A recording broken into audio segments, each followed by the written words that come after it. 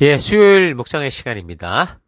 왜 그렇게도 조금 더 가지려 하고 한 번 더 누리려고 하는가? 왜 그렇게도 조금 더 가지려고 하고 한 번 더 누리려고 하는가? 이런 제목으로 또 오늘 묵상 시작하겠습니다. 자, 우리는 이번 주간부터 좀 계시록을 살피면서 계시록을 바르게 이해하기 위한 그 시대의 역사적 배경을 먼저 살펴가고 있습니다. 계시록이 적혀질 수밖에 없었던 그 배경 가운데 로마 그 시대 황제 숭배 강요가 직접적인 원인으로 자리 잡고 있었는데, 그 황제 숭배의 뿌리를 잘 살펴보면 그 외국 소설 그 알리바바와 40인의 도둑에 나오는 그 마술램프 속 요정 지니를 필요로 하는 인간의 마음과 다를 바 없다라는 걸 생각해 봤어요. 그래서 그런 무한 권력을 지닌 사람이 정말 사람들을 바르게 섬기고 세우기 위해 애를 쓴다면 그나마 다행이지만, 그렇지 않고 거꾸로 그 무한 권력으로 자신을 신으로 착각해서 다른 사람들에게 자기를 섬기라고 강요한다면 그것처럼 최악의 상황은 없을 건데, 로마 역사에서 기독교를 박해하는 황제들의 경우가 다 이런 식이었다라는 거죠. 자기의 결정을 따르고 자신을 숭배하게 하려고 하는 것을 강요하는 그 과정에서 그런 세상 권세에 빌붙고 그 권세를 이용해서 자기 배의를 채우려는 사람들에 의해서 이런 것들이 이용됐던 겁니다. 도미티아누스 통치 시기, 특히 소아시아 지역에서 기독교인들에 대한 아주 심한 박해는 이 무한 권력을 지닌 이 도미티아누스 황제의 과대망상증도 원인이지만, 그 통치 지역들 간에 그 황제를 칭송하고 높이 띄워서 결국 자기가 원하는 바를 채우고자 했던, 마술램프 속의 지니처럼 이 황제를 만들려고 했던 인간 욕심의 결과라는 거죠. 이거를 네오코로스 특권이라고 하는데요. 네오코로스는 신전 관리인을 의미하는 그리스어에서 유래됐습니다. 그러니까 로마 제국 시대에는 황제 숭배 신전을 지을 권한을 가진 도시에게 부여되는 명예로운 호칭이 바로 네오코로스였던 거죠. 그래서 이 칭호는 로마 황제에게 충성을 증명하고 제국 내에서 도시의 위상을 높이는 굉장히 중요한 수단이었어요. 그래서 소아시아 지역 도시들, 특히 에베소, 서머나 이런 거, 이 특권을 얻으려고 서로 경쟁했었는데, 도미티아누스 시대의 에베소는 그 황제 숭배 신전을 건설해서 결국 네오코로스라는 칭호를 받았던 겁니다. 그러니 이런 특권을 얻으려고 그 당시 에베소 지역에서 로마 황제에게 자신의 충성을 보이겠다고 높은 권세를 잡으려고 하는 이 지방 관리들의 횡포가 얼마나 극심했겠어요. 그로 말미암아 기독교인들에 대한 아주 심한 박해와 핍박이라는 건 참 공포 그 자체였던 겁니다. 그 당시에 사도 바울을 비롯한 예수님의 다른 사도들은 이미 다 순교했었잖아요. 그러니까 사도로서는 이제 요한만 살아남아서 에베소 교회를 사역하고 있었다고 좀 전해지는데, 그 요한의 말년에 그 도미티아누스 통치 아래에서 그런 기간을 보내게 됐고, 이 도미티아누스가 살아서도 자기가 신이 되겠다고 황제 숭배를 강요하면서 이 시기 이제 기독교에 대한 아주 심한 박해, 그러니까 네로가 1차였고 여기 이제 도미티아누스가 2차 박해 아주 심하게 이루어지게 되는데, 바로 이런 역사적 배경이 이제 요한계시록이 적혀지는 그런 배경이었던 겁니다. 그 당시 기독교인들을 보는 이 로마의 눈, 로마 사람들이 기독교인들을 볼 때 자기들에게 너무도 보편화된 우상을, 그러니까 만신, 다신을 섬기는 자기들과는 달리 얘들은 보이지 않는 하나님이 어쩌고 저쩌고 그러고 그것도 한 분만을 믿는다라고 하니까 그들에겐 그리스도인들은 무신론자다라고 봤던 거예요. 그레코로마, 그러니까 그리스 로마 세계에는 다신론 세계 그 이상이었거든요. 그래서 그리스의 신이었던 헤시오도스라는 사람은 그 시대 신의 수가 3만 개가 넘는다라고 이해할 정도였는데, 우리가 익히 들었던 뭐 제우스, 아르테미스, 그러니까 아테미, 아폴로, 이런 신은 그들이 섬기는 신들의 중심이 되는 그런 존재들이었죠. 그런 로마의 토착신 외에도요, 그리스, 이집트, 시리아를 비롯해서 온갖 나라에서 섬겨오던 여러 신들까지 다 받아들여서 그걸 만신전에 데려 모아놓고 함께 공존하고 그렇게 살았던 거죠. 대부분의 그래서 도시에는 15개에서 20개 정도에 이르는 그런 신전들이 있었는데, 이러한 신들 외에도 아주 잡다한 신들이 엄청나게 많았고요. 각 신마다 신당과 숭배자들이 있었다고 하죠. 그런데 유독 그 시대 그리스도인들은 이렇게 그 시대 모든 사람들이 다 인정하고 믿는 그런 다양한 신들의 존재를 믿지 않고 인정하지 않는 거였어요. 유대인과 더불어 그리스도인은 유일신 하나님만을 외쳤고, 이방 다른 신들은 그래서 신 취급도 하지 않았던 거죠. 그래서 로마인들을 비롯한 그 시대 사람들이 그런 그리스도인들을 무신론자다라고 봤던 거고, 그런 반로마적 종교관을 가진 것을 로마 정부에 대한 그건 거부고 황제에 대한 반란과도 같다, 이렇게 이제 보게 된 거예요. 또 로마인들이 그리스도인들에 대해 가지고 있었던 잘못된 인식 중에 하나는 또 뭐냐면, 그리스도인들이 인신제사를 드리는 야만적 존재다라는 거였어요. 자, 그리스도인들은 어땠어요? 예수님께서 명하신 성만찬 예식을 꼭 행하고 있었는데, 예수님께서 잡히시기 전날 밤 제자들과 마지막 만찬을 나누시면서 이 떡과 포도주를 주실 때 이건 나의 몸과 피다라고 말씀하시면서, 그러니까 짐승의 그동안 피로 맺었던 옛 언약의 시대가 이제 끝난 거고, 예수님의 피 흘림으로 맺어지는 새 언약 시대가 열렸다라는 걸 잊지 않도록 주님 다시 오실 때까지 이걸 기념하라고 하셨었잖아요. 자, 그런데 이제 로마인들이 이 성찬식을 행하는 것에 대해서 잘못 오해를 했고, 그래서 이 사람들이 인신제사를 드리고 사람의 피와 살을 먹는다, 이렇게 오해하면서 심지어 자기 자녀들을 그런 희생 제물로 바친다, 이런 식의 거짓말까지 유포될 정도로 완전히 오해하고 있었던 거죠.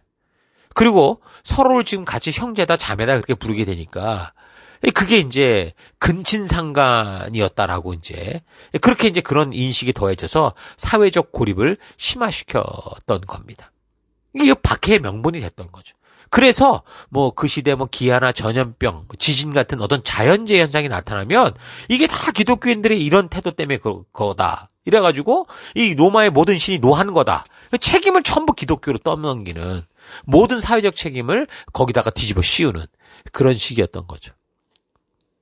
자, 이런 기본적인 분위기가 기독교인에 대한 로마인들의 보편적인 인식이었어요. 그런데 도미티아누스 황제까지 나서서 이제 황제 숭배를 강요했고, 또 모든 도시의 권력자들이 그런 황제에게 잘 보이려고 황제 숭배를 옳다고 부추기면서, 그러니까 기독교인들은 그 황제 숭배에 따르지 않았기 때문에 더 큰 오해를 받게 됐고, 저들이 받는 이 박해와 고난은 그래서 너무도 심했던 거예요.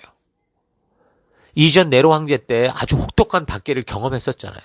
만약 순교할 때 그냥 그때 보니까 한번 딱 목이 잘리든가 참수형을 당하든가 아니면 뭐 총에 맞든가 그렇게 죽으면 그만인데, 근데 그게 아니라 이 로마 사람들은 기독교인들을 정상적인 사람으로 보지 않았기 때문에 그냥 죽이는 게 아니라 거기에다가 다른 사람들에게도 공포감을 주려고, 반항을 못하게 하려고 아주 혹독하게 고문하고 잔인하게 괴롭히면서 죽였거든요. 뭐 굶주린 맹수들에게 뭐 잡혀먹게, 뜯겨먹게 하고, 십자가형 빨리 죽지 않잖아요. 그렇게 막 죽이고, 화형 불 태워 죽이는 것도 금방 죽는 게 아니잖아요.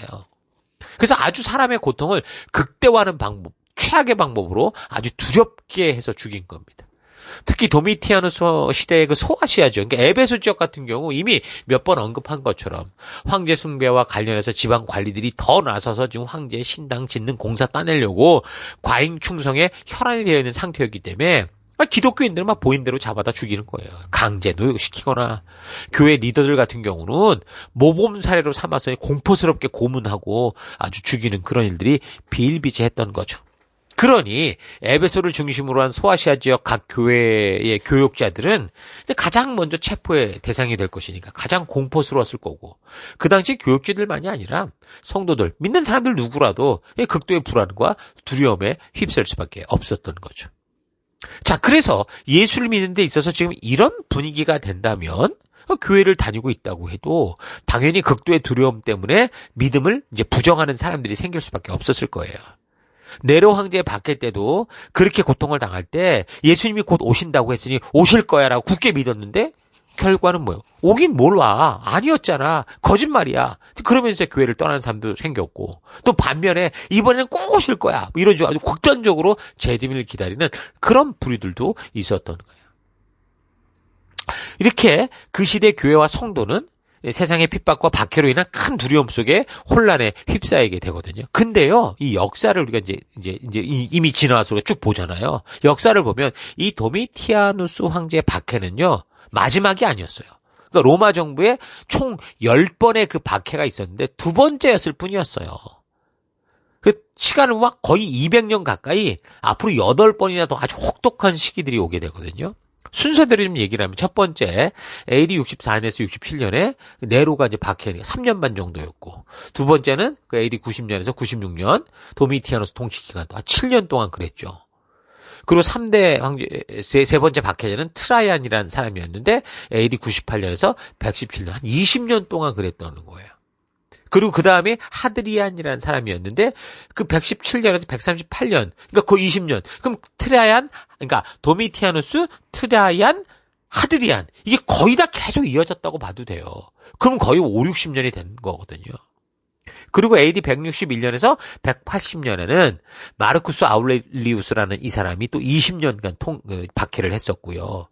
또 AD 202년에서 211년, 10년 동안 또 septimus severus라는 황제가 그랬고, 또 AD 235년에서 232년 동안 막시미누스라는 황제가 그랬고, 또 여덟 번째는 AD 249년에서 251년, 그러니까 3년 정도 데키우스라는 황제가 그랬고, 또 아홉 번째는 AD 257년에서 260년, 4년 정도 발레리안이라고 하는 황제가 또 그런 짓을 했고, 그 다음에 AD 303년에서 311년, 8년 정도 가까이 디오클레티안 갈레리우스라는 황제가 또 그 짓을 했던 겁니다. 이렇게 10번의 박해가 계속 있었었는데, 그런데 이제 AD 313년, 이 콘스탄티누스 황제에 의해서 이제 기독교가 공인이 되잖아요. 그러니까 그 전까지 역사적인 기간으로 따지면 거의 200년이 넘는 시간 동안 박해 기간을 다 더하면 100년이 넘을 정도로 계속되는 환란과 박해 이런 있었는데, 그 시작이 지금 이 도미티아누스의 황제의 박해였던 거예요. 자, 이런 핍박이 오늘 우리 시대에 발생한다면 여러분은 어떻게 하겠습니까? 여러분, 우리의 믿음은 불로 연단되어 불순물이 다 빠져나가는 그런 일을 겪은 적은 없습니다. 지금 북한에서 뭐 지하교회 성도들이 드리는 그런 삶과 그런 예배 이런 이야기를 들어보면 우리는 지금 이곳에 있는 것만으로도 호주니 한국인이 너무 감사드릴 수밖에 없다는 걸 깨달아야 됩니다. 우리는 지금 좋은 스피커를 통해서 귀가 찢어지라고 부르는 찬양과 좋은 악기들 가지고 경배하지만, 그 북한 지하교회 성도들의 소원은 그냥 목소리 내서 찬양 한번 불러보는 것이다, 그런 얘기를 해요.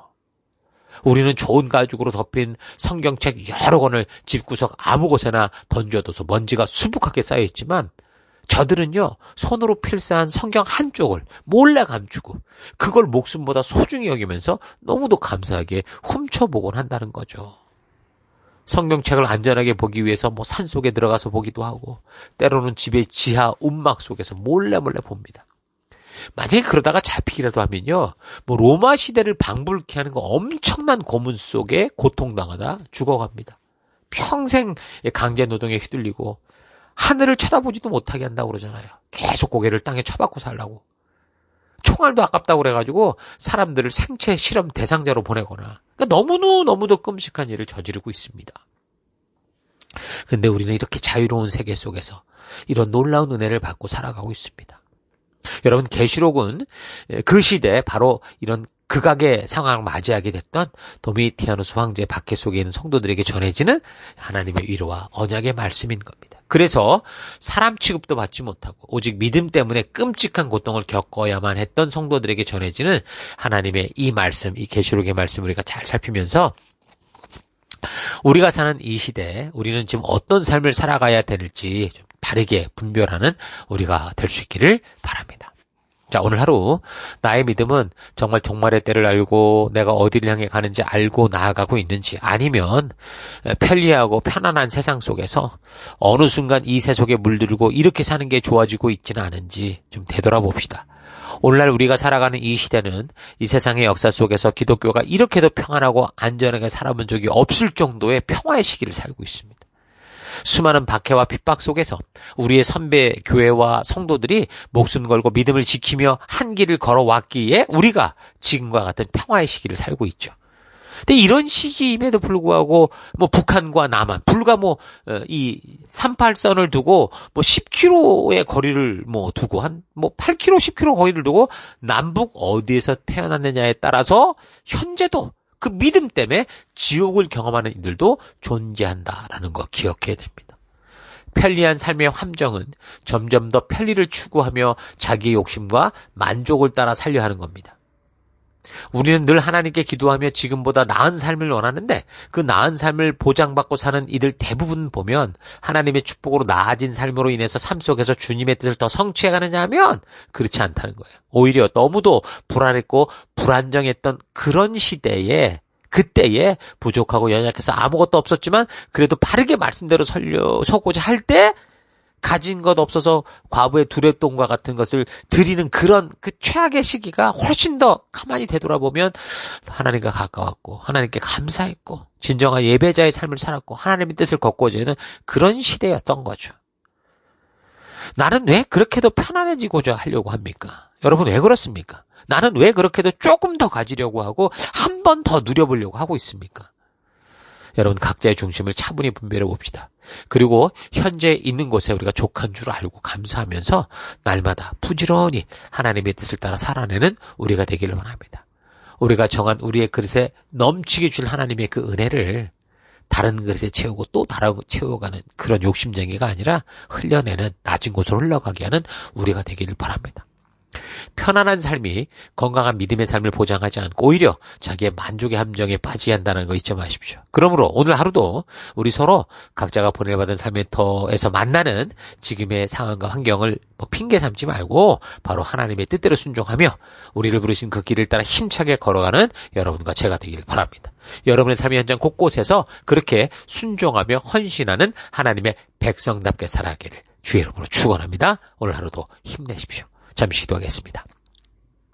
하나님, 늘 지금보다 조금 나은 삶, 조금 더 안정된 삶을 하나님께 요구하며 살다가 이제 좀 나아지니까 하나님을 잊어버리고 항상 나의 만족과 유익이 최고의 우선순위가 되어 살아가고자 했던 하나님 이런 방탕한 삶 회개합니다. 용서해 주옵소서.